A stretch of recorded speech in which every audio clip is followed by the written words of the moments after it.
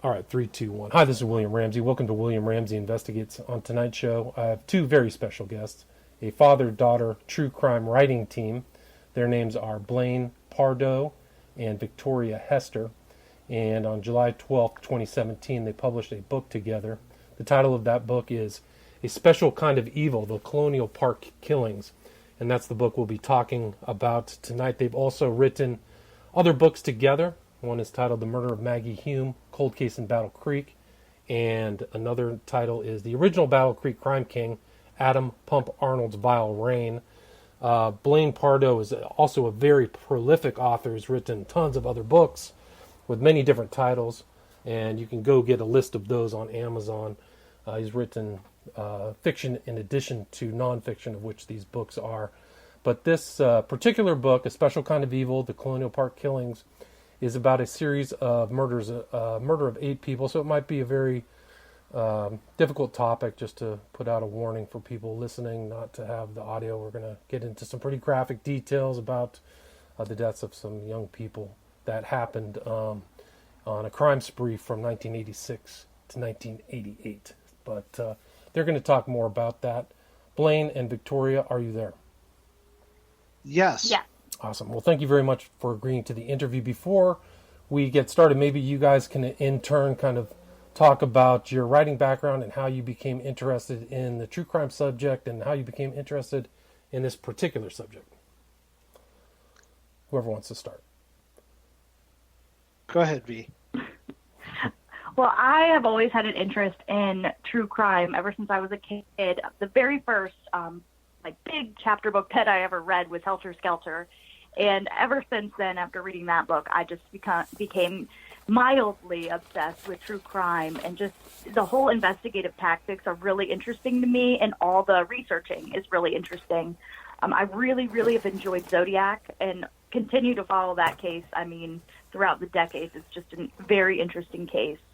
And I've been writing my own chapter book since I could read, but really the interest came from just watching my dad publish books throughout the year and just being interested in writing in itself. Gotcha. And Blaine? Yeah.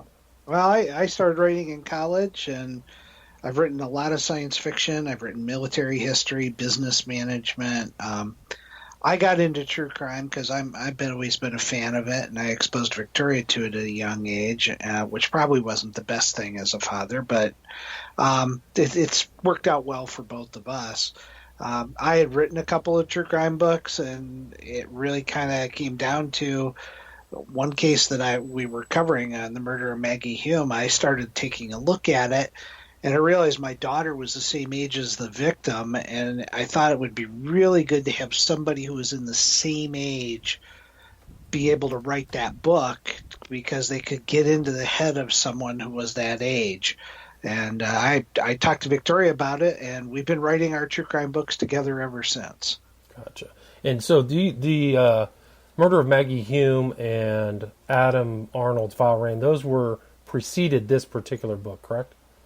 Yes. Okay. And so then how, you guys live kind of in that area, is that correct, where the Colonial Parkway murders were? We're about 2 hours from there. Yeah.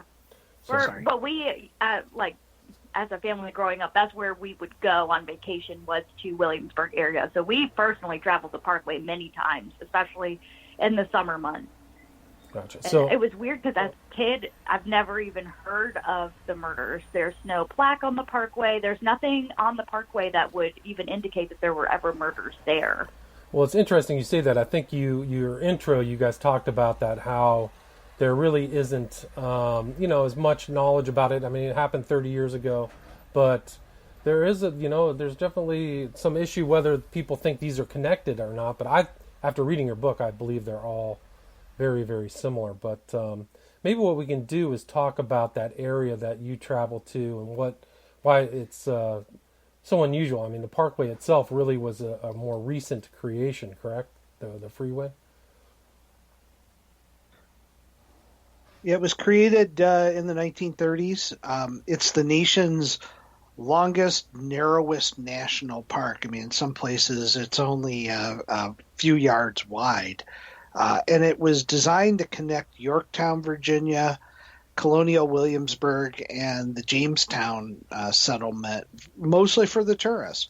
And it was designed, kind of interestingly, to mimic a colonial road.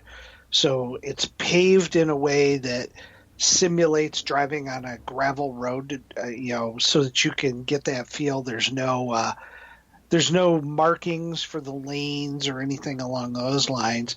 It sneaks up along the York River, goes past the CIA's training facility, and as well as a naval weapons storage facility. And it's used extensively by people who are down in the, Tidewater area, who are visiting Williamsburg, who are visiting Yorktown and Jamestown. And it's a really beautiful way to kind of connect those things. I think over the years, to a certain degree, the Park Service has done what they can to downplay this because they don't want people to think there's a serial killer in a national park, especially one that got away with it. But that's definitely the feeling we've had from the moment we started doing research on it. Yeah, it makes sense. And the road itself isn't that long. I think it was 24 miles. Is that right? I mean, I guess it's fairly distant, if my memory is correct. So it's somewhere along those lines, gotcha. Yeah. And so maybe what we can do is get into the area itself, the way you describe it in the book. It's very well forested, and it has kind of spots in it that you can't really see long vistas. It has this kind of claustrophobic feel to it, at least the way you portrayed in the book. Maybe we can talk about the first victims, two women, Kathy Thomas and Rebecca Dowski. I'd be happy to talk about them. This was 1986. It was October. Kathy Thomas was a graduate of the United States Naval Academy. She was in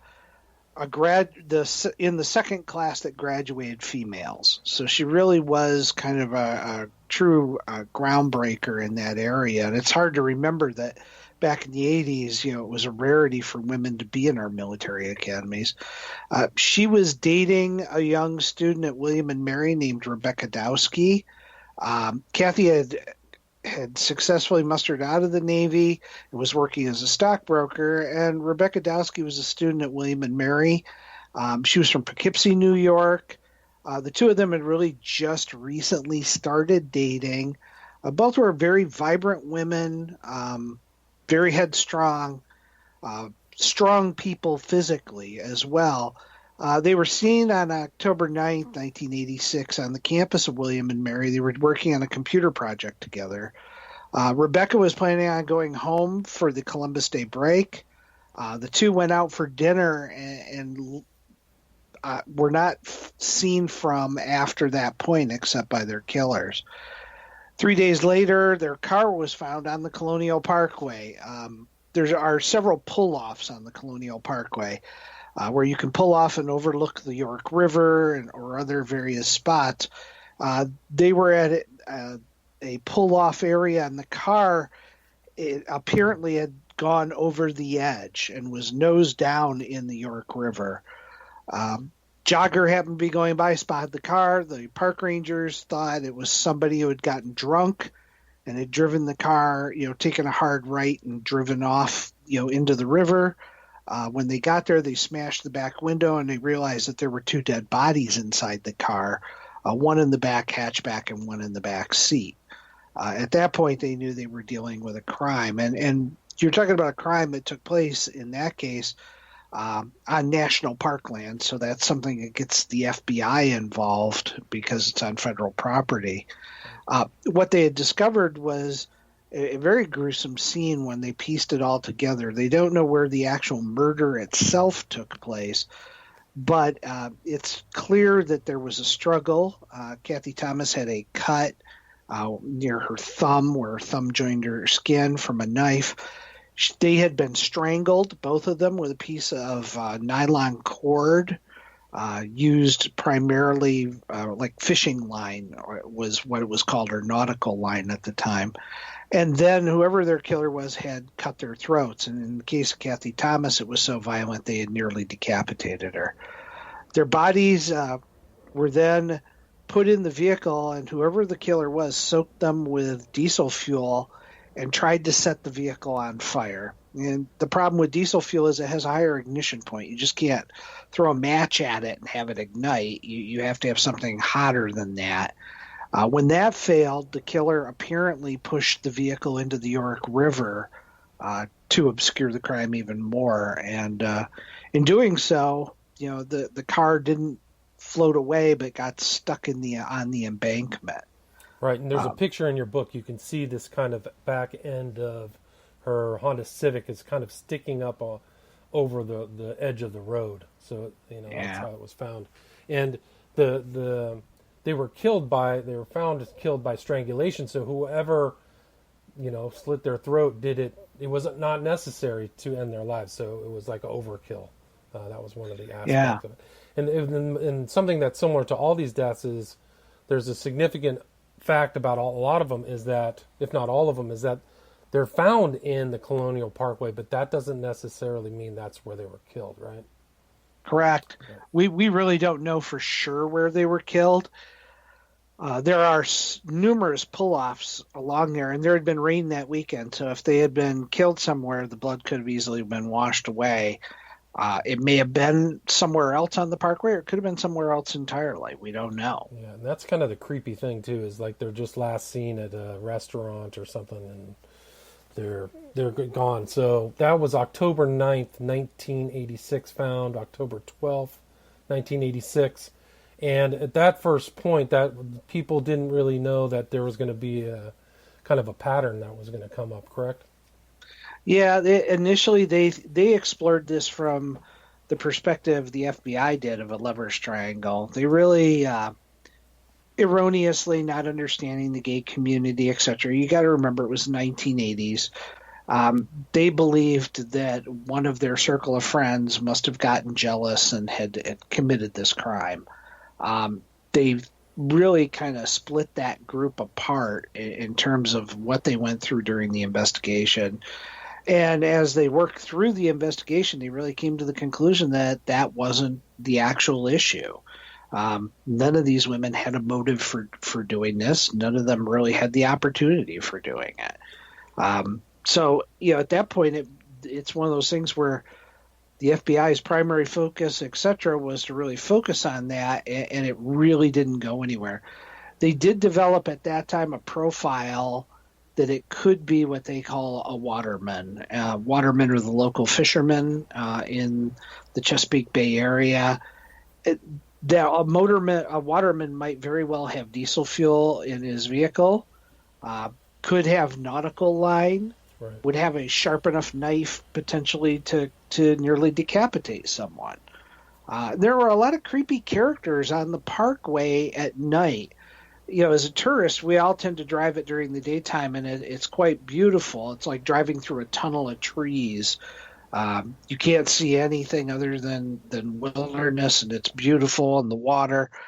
But at night, it was the kind of place that attracted a lot of seedy characters. And so, it's really one of those things that they wondered if this was a waterman who was somehow stalking people on the parkway. And there were a lot of reports of peeping Toms. And the way it was is also kind of like a lover's lane, like people would pull off to, couples would stop often there late at night, or some people would, although some of these victims clearly did not want to have anything to do with the Colonial Parkway at night, which we'll find out, which indicates that there's another kind of factual indicator that they were not murdered there. So the next couple that is found remains are David Knobling and Robin Edwards. That was September 20th, 1987, about a year later after Kathleen Thomas and Rebecca Dowski. Do you want to handle that, Victoria? So David and Robin actually met for the first time earlier the evening before they disappeared. Robin was actually going on a date with David's younger cousin, and he was kind of chaperoning the date. They had never met before. She was 14 and he was much older, so they wouldn't have really even known each other prior to that day. But later in the night, we do know that Robin snuck out of her bedroom window and at some point met up with him. He probably picked her up, is the assumption. And they went, his truck was later found at a wildlife refuge the next morning, kind of parked differently than he would park it, with the door open and the radio blaring, and the car was unlocked, obviously. And he typically backed into every parking spot. His truck was like his prized possession, and he would never have left it unlocked with the windows down and the radio on while it was pouring down rain. So the vehicle was found, and it was actually, both families didn't know that their kids were actually together. They both filed separate missing persons reports, and the search went on for more than a day and a half until their bodies were found washed up on the beach area of the wildlife refuge. Robin was shot execution style, and David was found shot in the back of his head and the back of his shoulder, almost like he was either reaching or trying to get away at some point, is where that injury appeared that way. And but they weren't found close to where his car was, right? They were found at the same wildlife refuge, but it wasn't near the parking lot area. Right. So they were found in kind of a ravine, like they were in the water during the kind of the tidal action of the bay, correct? Correct. And it had been torrentially downpouring the past few days prior, so the the water was really rough, and that's why they were found washed up where they were. And so there was some element of his truck, there was staging, right?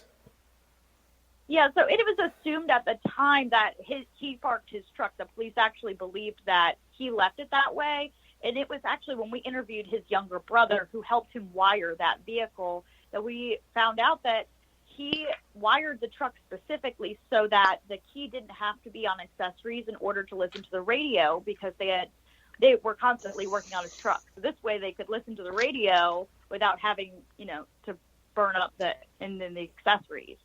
So the fact that the key was in the ignition to accessories proved that it was somebody else that did it, because David wired it himself and would know he didn't have to do that to have the radio on. And with the radio blaring and the windows down and the keys in the initial ignition, it was definitely staged for someone. Hopefully, the killer probably thought somebody's got to see this truck and hopefully take it and ruin the crime scene even further. Right, but obviously that didn't happen. So somebody is really kind of thinking about these crimes that have that other element of somebody who is aware of evidence. They're not rash. They're much more meticulous than some kind of straight crime of passion that happens and things. And you also see the staging or the difference in the car in the Thomas and Dowski deaths, because that seat was also pushed back all the way. They found that as well, which means that somebody got in the seat, pushed the seat back, and so the cars are both being adjusted, both in the Nobbling Edwards. And Edwards was very young too. So and I think that David Nobbling was seen very late at night. Like he said he was going to go out at midnight. So there was a very, late night element to him going to get Edwards. Like they just disappeared. Oh yeah, it was definitely, like I said, the families didn't even know that they knew each other or that they were even connected. So they were treated as two separate missing persons until it was figured out. Yeah.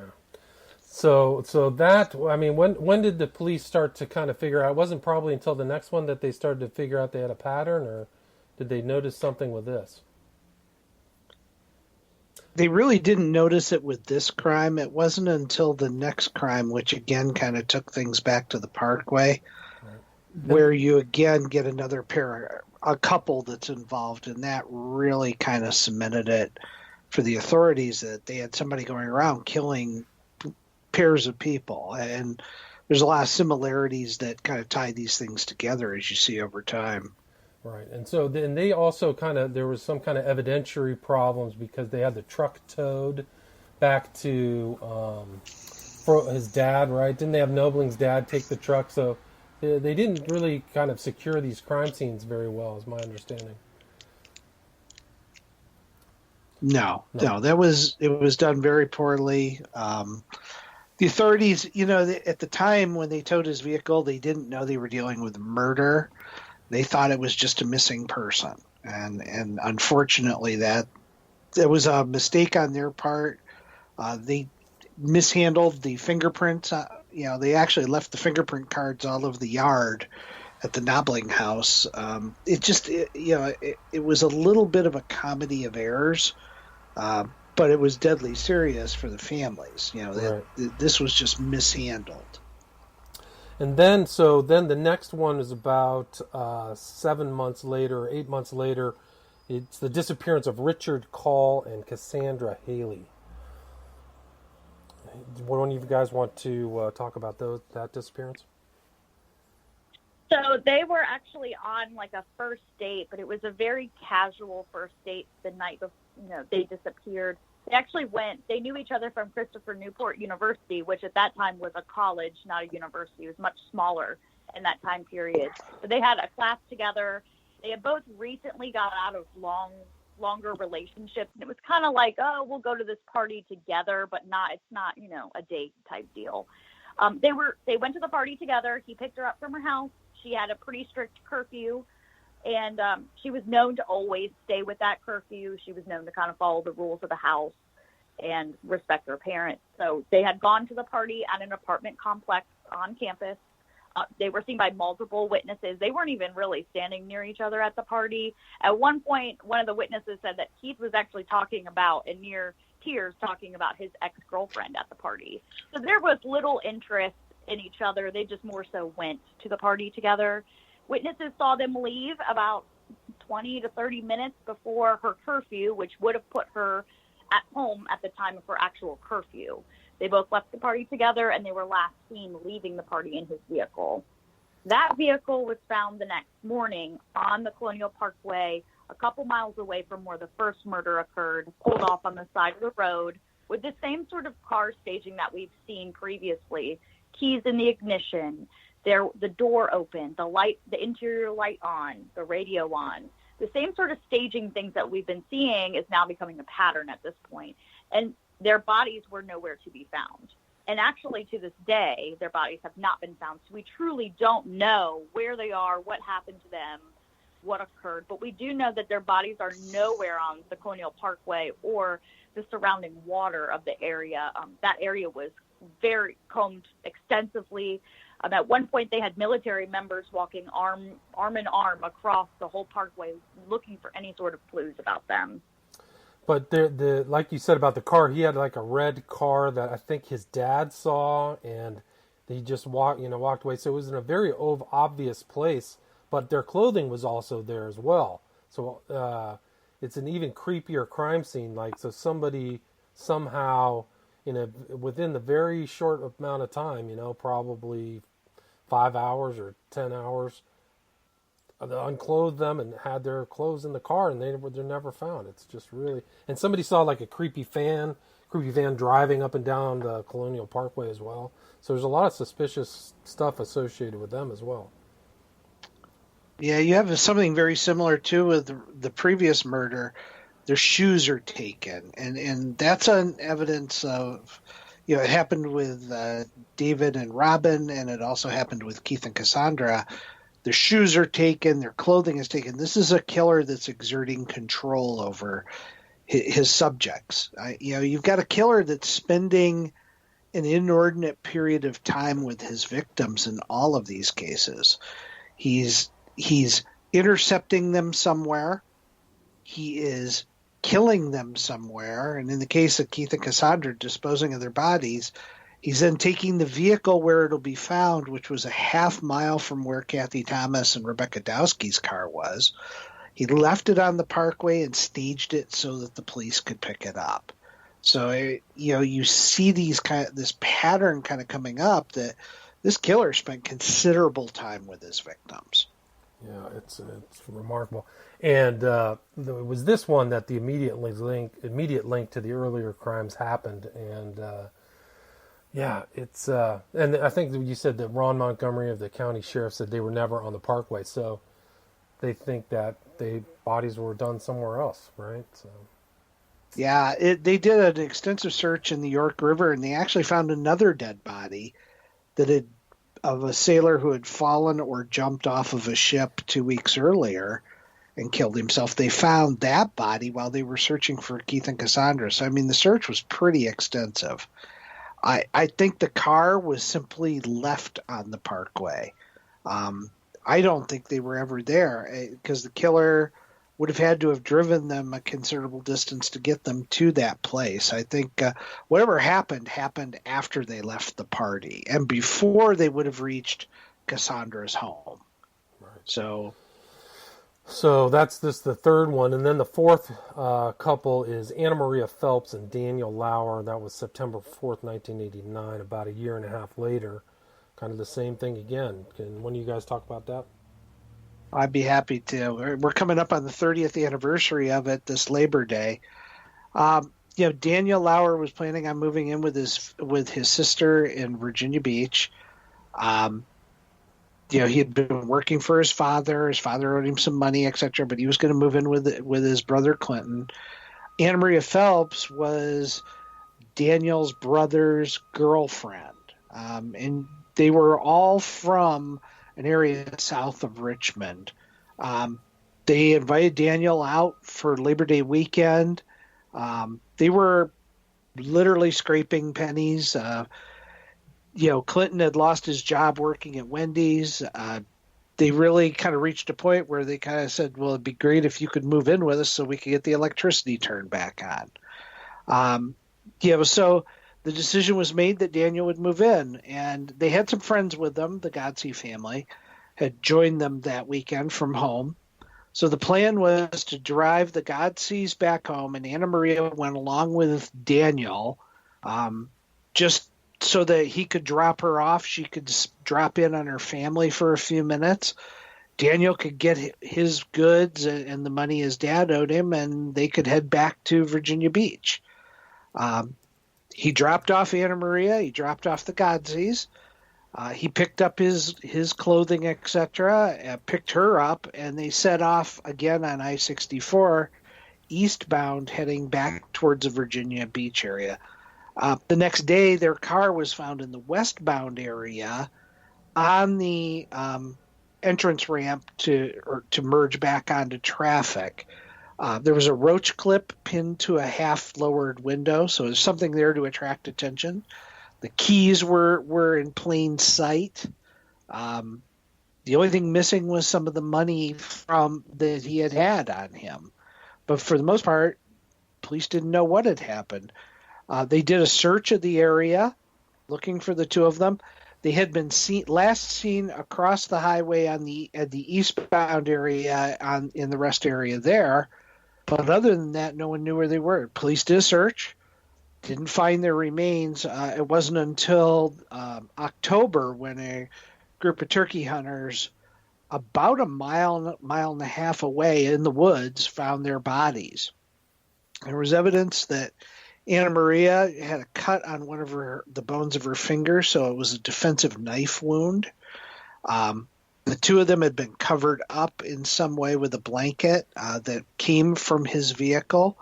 But other than that, there isn't a lot to indicate what happened. The police have come up with a rather complicated scenario, the Virginia State Police on this, but in terms of how they ended up where they did. But it was clear whoever did this had a very strong knowledge of that area, had stalked that area out. They were on a logging road, and Victoria and I have trespassed onto it and walked it. It's a creepy road, and if you didn't know that area, you would never drive back there, especially at night, because you could easily get in a situation where you couldn't get out.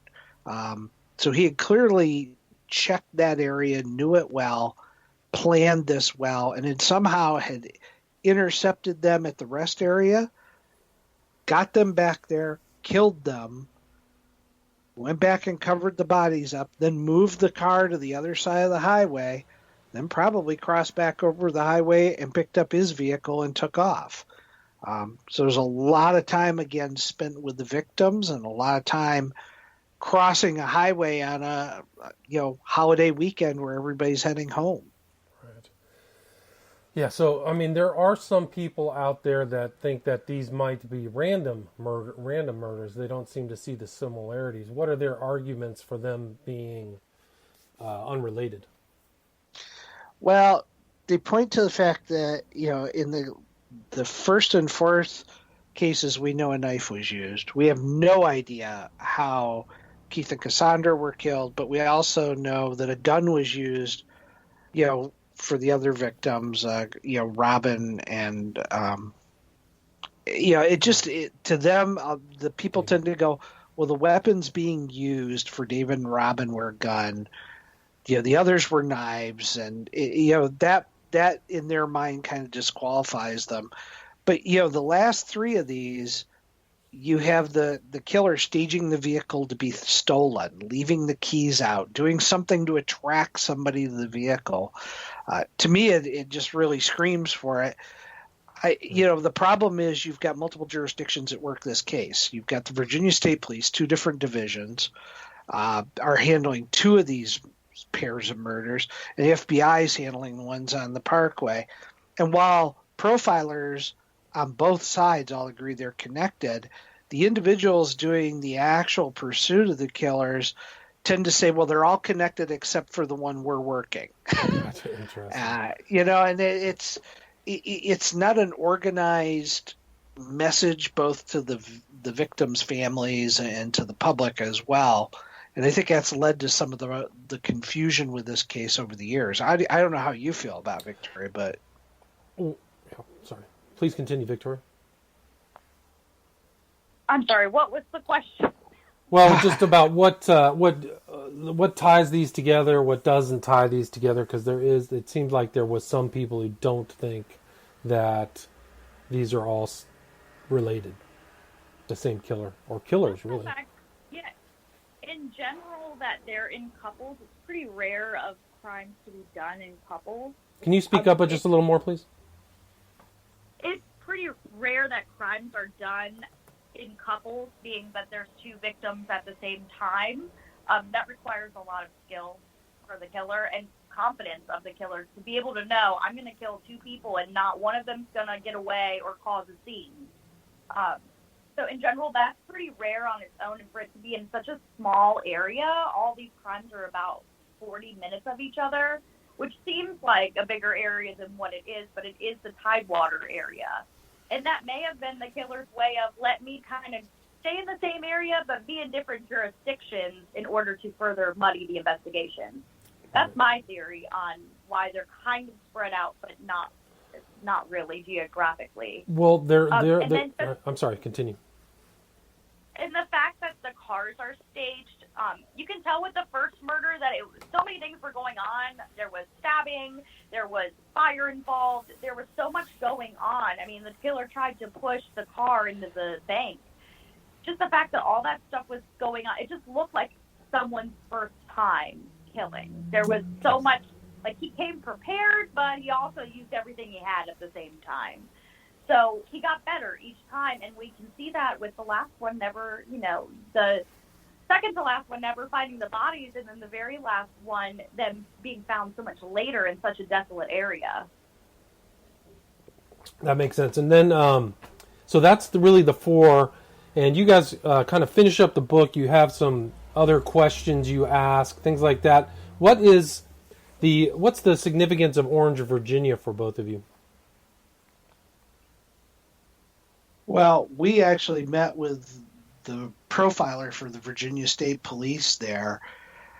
When we first started the book, it was our first interview, and he really laid out for us how these cases are connected. And for us, that was, we kind of came into it open-ended. You can't come in with a lot of predetermined prejudices about where the investigation's going to go. You really, when you're writing something like this, you want to come in and have your mind wide open and just see where the evidence takes you. And to talk to somebody that had gone through this and had really picked this apart for years and could lay it out for us and tell us how these cases were connected, I think that was one of the big things for me that was kind of a turning point. We walked away from that on the drive home going, oh my God, this really is a serial killing case. Right. I mean, that's what it feels to me. I was just kind of asking that question more just to kind of elicit some of the oppositional responses. But to me, it's a serial killing. I bet there's other people this person has stalked too that got away, or that something didn't happen. I wouldn't, and I think you said, or the guy said, his theory was that it was two people, which I think seems credible as well. it may not just be one individual. But we're at about 36 minutes. I mean, I commend you guys for writing a very detailed, fact-intensive book, and also your focus on the individuals and the families, how much time that you put into to talk about these people's lives, and also the effect upon these families. Like I've unfortunately had similar true crime inquiries, and just the families are destroyed. They just are wrecked by these horrible events. So I really appreciate you guys taking the time to really talk about that in the book. But is there anything else that you guys think I might have missed or would like to add before we wrap it up? I can't really think of anything. Okay. The biggest thing is this is an unsolved case. So if you've got a tip, a lead, a suggestion, you've heard a rumor, we're coming up on the 30th anniversary of the last set of killings. Contact the Virginia State Police, contact the FBI. We get contacts every few weeks or so, and when you contact us, we pass the information directly on to the authorities, and we had one that came in last week. So it's important to talk about these cases because somebody out there knows something, and they may not have thought of it as significant at the time, but in the context of these cases, it could be the crucial piece of evidence that could help this get solved.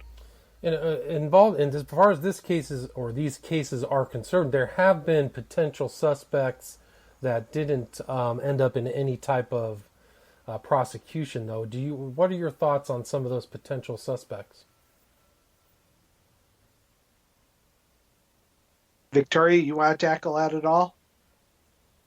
It's hard with the potential suspects. It's been so many years. I mean, we're coming up on the 30th anniversary of the last crime.